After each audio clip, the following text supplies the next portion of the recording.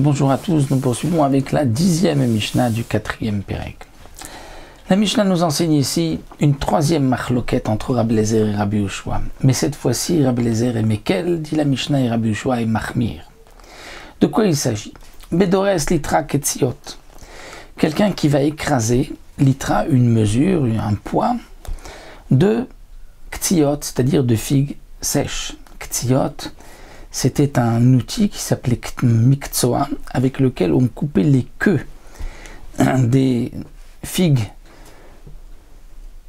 après les avoir laissées sécher, et ensuite on les écrasait dans un kéli, en général une cruche ronde, et les figues se collaient, et il nous fallait ensuite donc même une scie pour les séparer et les vendre en fonction du poids.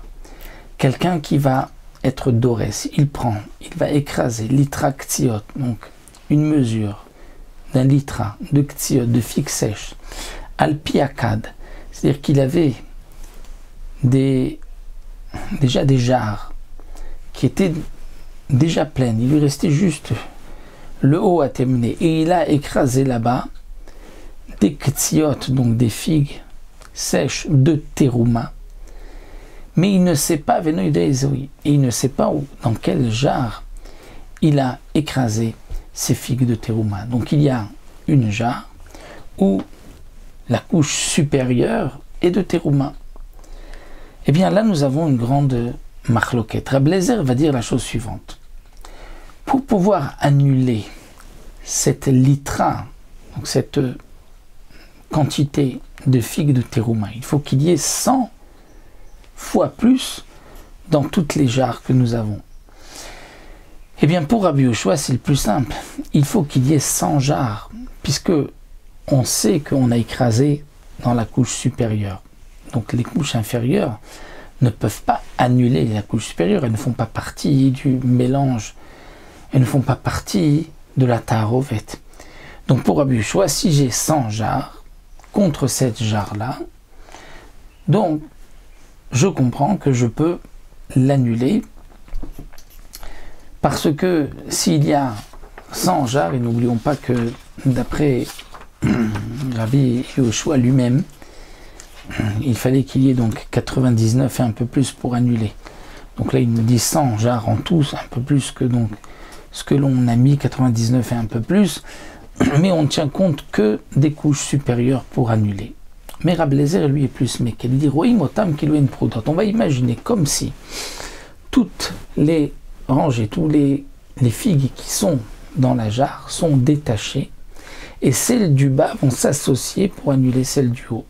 Donc s'il y a, on va dire, 10 rangées de figues, donc lorsque nous avons 10 jarres, nous avons en tout 100 contre cette, on va dire 99, on va dire moins un peu plus, contre cette rangée, ici on va dire on a 11 rangées, donc nous avons avec 10 jarres bien plus que 100 contre cette rangée de figues sèches, et on pourra l'annuler ainsi.